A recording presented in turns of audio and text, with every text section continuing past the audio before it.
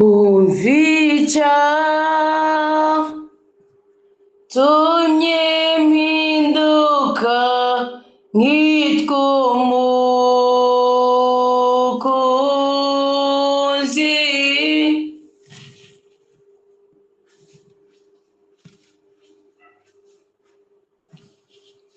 n'Imana nyene imbabazi data wa twese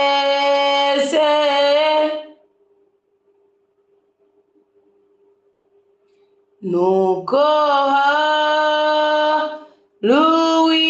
wiyambuye ubwiza bwose kambara umuvumo wose w'ububi bwanje yankoze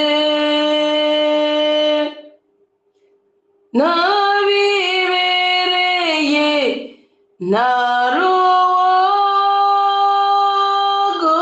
narugova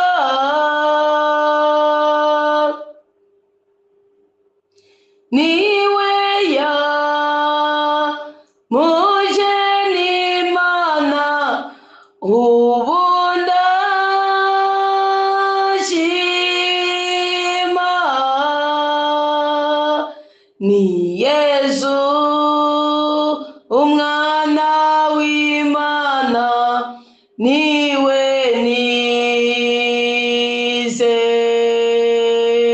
nizeye ni Kristo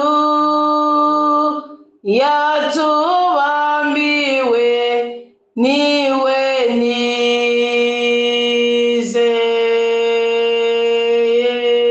nizeye Yesu Kristo umukozi mwiza ndahandi imbere yawe kandi ndi umwana wawe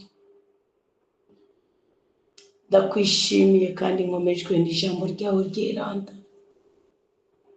ndahezagiye izina ryawe ryeranda ndahezagiye ubukuru bwawe ndahezagiye ububasha bwawe ndahezagiye imbabazi zawe ndahezagiye ubudahangarwa bwawe ndahezagiye imigisha ikomoka kuri wewe iyo ni weje urukundo rwawe Yesu ubuntu bwawe bunera kugushima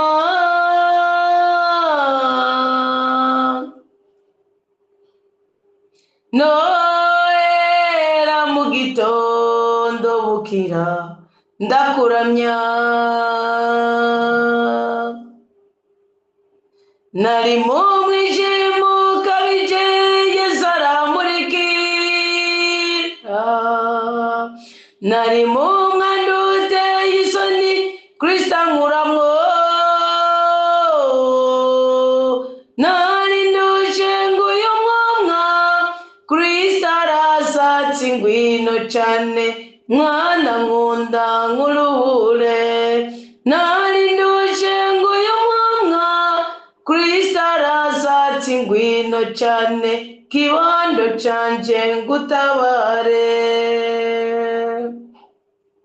niyo mwasenga nimuze mugire nk'abiyorobetsi bakunda gusenga bahagaze mu masinagoga no mu mayira abiri bashaka ko abantu bababona nukuri ndabibabwiye impera yabo baramaze kuyironka wewe rero niwashaka gusenga urinjira mu cyumba ahiherereye wugare urugi uheze usenge so wawe arahishije so wawe abona ibiri ahishije azokwishura mu gusenga nimuvuge menshi nk'abapagani bibwira ko bumvirwa iyo bagwije amajambo nimugire nkabo kuko so wanyu azi ibyo mukeneye mutaranabimusaba.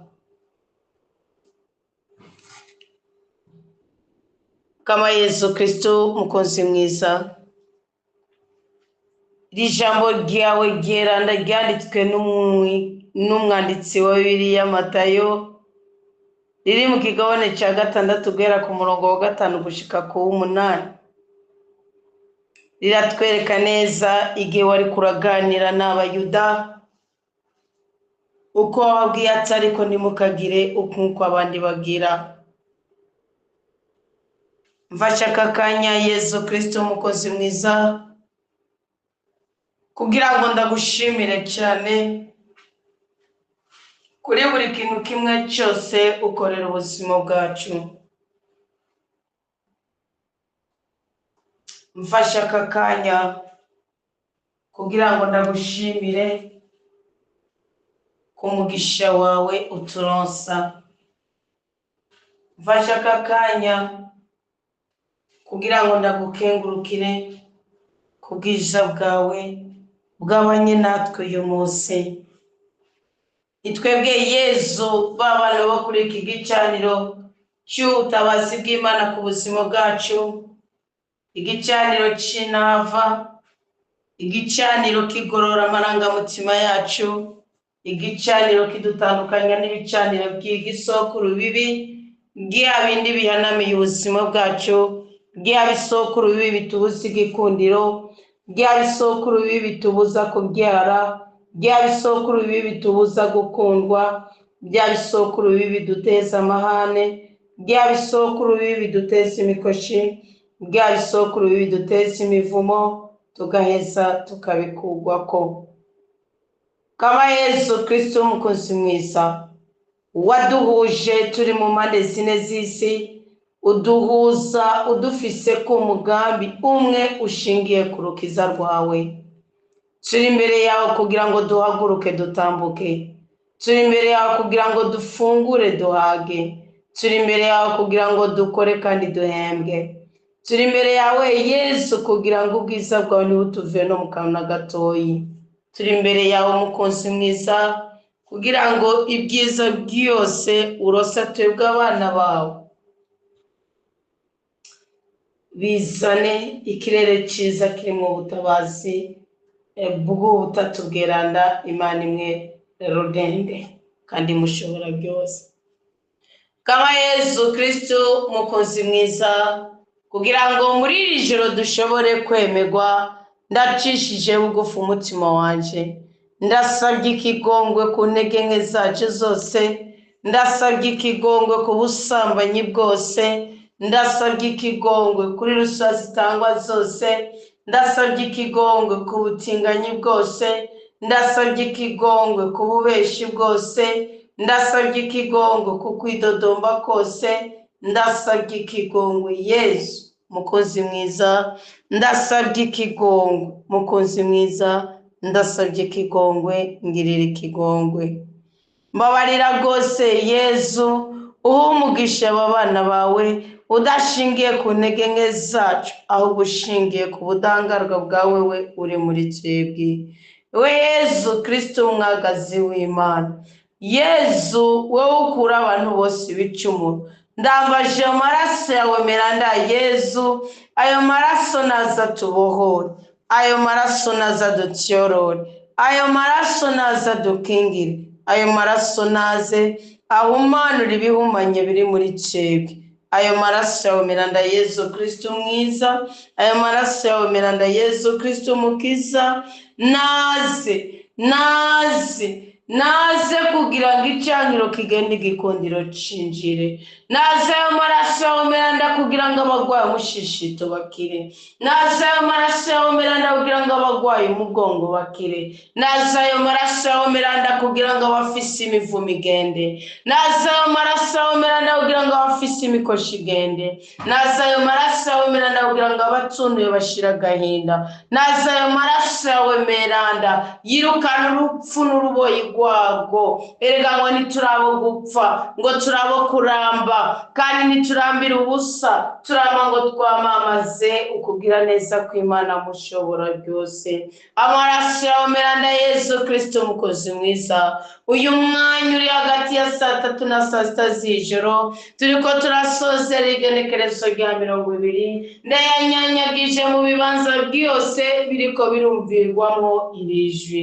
Maraso meranda ya Yesu Kristo, maraso meranda ya Yesu Kristo, maraso meranda ya Yesu Kristo, maraso meranda ya Yesu Kristo, maraso meranda ya Yesu Kristo. Siyorora ubuzima bwacu, humanura ubuzima bwacu, bohora ubuzima bwacu. Maraso meranda ya Yesu Kristo, maraso meranda ya Yesu Kristo, maraso meranda ya Yesu Kristo. Kiza, irukana, bohora, randura, situra, honya, ahantu hose hari igiti kitatewe n'ukuboko k'Uwiteka, ahantu hose hari shetani ihagarariye ikindi kintu icyo ari cyo cyose gitandukanye n'ubugome bw'Imana ku buzima bwacu. Kama Yesu Kristo umwungere mwiza, Yesu wewe urumukiza ubuzima bwacu, dukiza imibabaro tugendana nayo Yesu, dukiza ubugome tugendana nabwo Yesu, dukiza imikoshi tugendana nayo Yesu,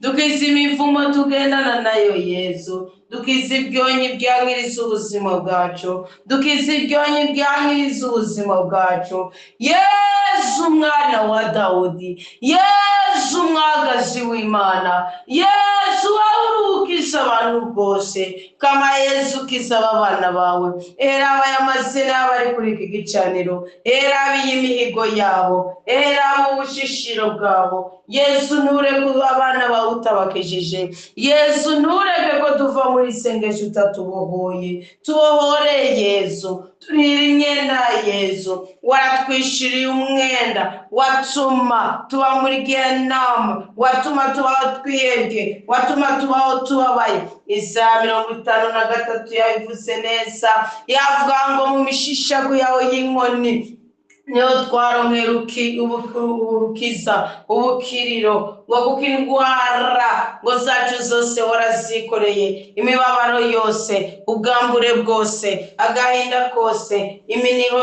yose. Yesu ntacyo utadukoreye ngo tunezerwe. Kama Yesu ndapfukamye ngo wiyereke twebwe abana bawe, Yesu ndapfukamye ngo wiyereke abashinga nawe, Yesu ntubiyereke izo ndwara zabo, ayo prostate yabo, iyo migongo idakira, ayo infection idakira, iyo mitwe idakira. Izo Yesu Kristo umukozi mwiza, izo nezi zo mu gisokuru kibi zituma ingaho zoryoshe zica zisambuka. Uyu munsi ndi gusenyura, uyu munsi ndi kurandura icitwa ubugome, icitwa ubwambuzi, icitwa ubwangushi, icitwa ubunebwe, icitwa kwihenda, icitwa gucinyiza n'icitwa gucinyizwa. Kama Yesu Kristo umukozi mwiza, iyereka abakenyezi batunuye ututumura ibyo byose bitumatumbira mu marangamutima yabo. Kama Yesu barababaje nuko atamunezero bafise mu rugo, kama Yesu barababaje nuko batagira icyo bagaburira abo babaragije, abo babahaye.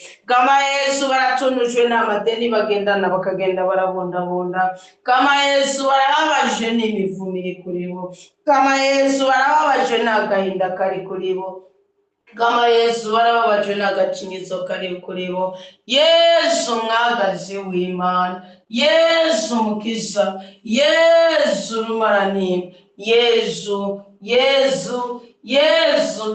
we ntakimunanira. Era urugwaruka rwacu, era abasore bacu bamaze kuba imbata y'ubusambanyi, bamaze kuba imbata y'ubutinganyi, bamaze kuba imbata yo kwihweza amafilime ateye ubwoba, bamaze kuba imbata y'ukunywa itabi, bamaze kuba imbata y'ukuboregwa, bamaze kuba imbata yo gukora ibiteye isoni no kwihweza ibiteye isoni. Kama Yesu Kristo umukozi mwiza, bohora abana bacu, bohora ubwenge bwabo, bohora ibiganza byabo, bohora uruhanga rwabo. Yesu mwana wa Dawudi, era abana b'abakobwa bacu barihebye barihebuye, ntibabona icyo bokora ngo baronke ingo, ntibabona icyo bokora ngo baronke ubuzima, ntibabona icyo bokora ngo bagire amahirwe, ntibabona icyo bokora ngo bagire ubudahangarwa. Kama Yesu Kristo umukozi mwiza, ndasengeye muri uyu mwanya abana bawe bose bashira ku gicaniro, bashira ku gicaniro, bashira ku gicaniro imitwaro y'uko boronka ingo. Ndabizi neza ko abana b'abakobwa iyo bamaze kwiyumvira kubaka, iyo bamaze kwiyumvira kubyara, birabagora cyane, birabananiza cyane, kuko nta ruhara babifisemo. Si baba bajya kwiresha, si baba bajya kurondera. Ariko uyu munsi mpagurukiye muri ijambo uduhaye kuri uwo mugoroba, nibahaguruke bagende bashakishe abakwishimiye, abakwizeye, abakuririra, abagutakambira. Nibagende batore, nibagende bakire, nibagende bahagarika ibirenge byabo aho wasize amasezerano yabo. Kandi nabizi neza ko wonyoje ikirenge aho wamurungitse ngo agihonyoze, uwo muntu ntagenda ngo agirire, uwo muntu ntagwabira, uwo muntu ntagorwa, uwo muntu Yesu umwana wa Dawudi, wagiye ukura imivumo ku bavumwe, ugenda ukura imikoshi ku baherewe, ugenda uruhurira indushyi, ugenda wageze ku rwego. Yesu Kristo umukozi mwiza, washingiye ku kwemera k'umunyakananikazi, noneho uravuguruza ijambo wari wavuze ngo ntabwo umukate w'abana ukwiriye kuribwa n'utubunda, ariko kubera ukwizera k'umunyakananikazi arakubwira ngo n'utubunda dushobora gutora utuvunguka turi munsi y'ameza y'abana. Ntugende utadukoze ko, ntugende utatuvugiyemo, ntugende utadukoresheje, ntugende utadutabaye. Iri joro duha ubutabazi, iri joro duha inzozi nziza, iri joro dukure kw'inyamaswa, iri joro dukure kw'ibikoko, iri joro duha ubwenge, iri joro duha ubwitonzi, iri joro duha ubutabazi, iri joro duhe guca bugufi. Iri joro Yesu, iri joro Yesu, iri joro mukiza, iri joro mwami w'abami, iri joro mugira neza, iri joro mwana wa Dawudi, iri joro rutare rwacu, iri joro gahimbare kacu, iri joro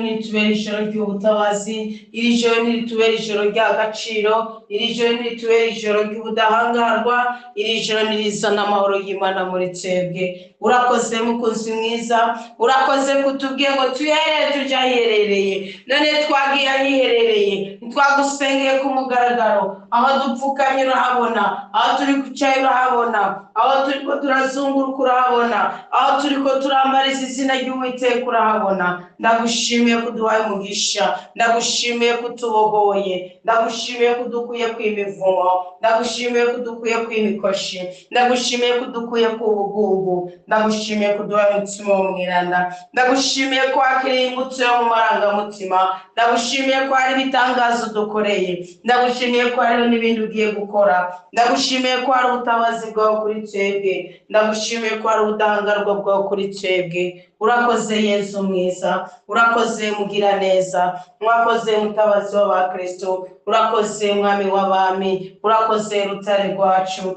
urakoze gahimbare kacu, urakoze nyene ijuru n'isi, urakoze nyene ubudahangarwa. Duhezagire, tubohore, dutabare, dutere iteka, tunezereze,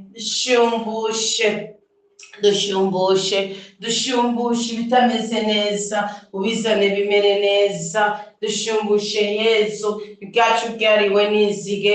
Kandi urakoze kugiye kudusubiza ingo zacu, urakoze kugiye kudusubiza ubudahangarwa warasize muri twebwe.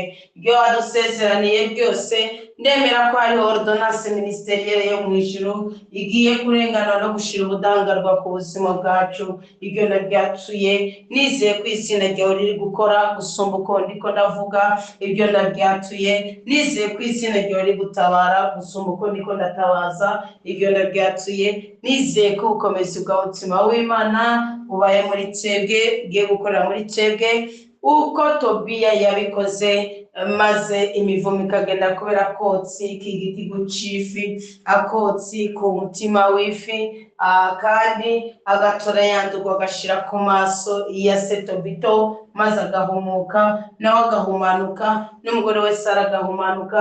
Uko niko dusenze twizeye ko twaguriwe imbibe, dusenze tuzi neza ko wakiriye amashimwe akomoka muri twebwe. Mukama duhezagire, omora ibikomere biri mu mitima yacu, uwo umugisha abaduhesha umugisha, uhezagira abaduhezagira, ubohora ababoshwe, uruhurira abarushe, kandi isengesho rigira agaciro ku buzima bwacu. Ni mu izina rya Yesu Kristo nakiriye umugisha wo kwishimira Imana muri byose, kandi Imana nayo iduhaye umugisha wo kwamana natwe mu buzima bwose tugiye kubamwo. None ntutinye kuyereka ibyawe, irahari kugira ngo igukize, iguhoze kandi iguhezagire. Amen.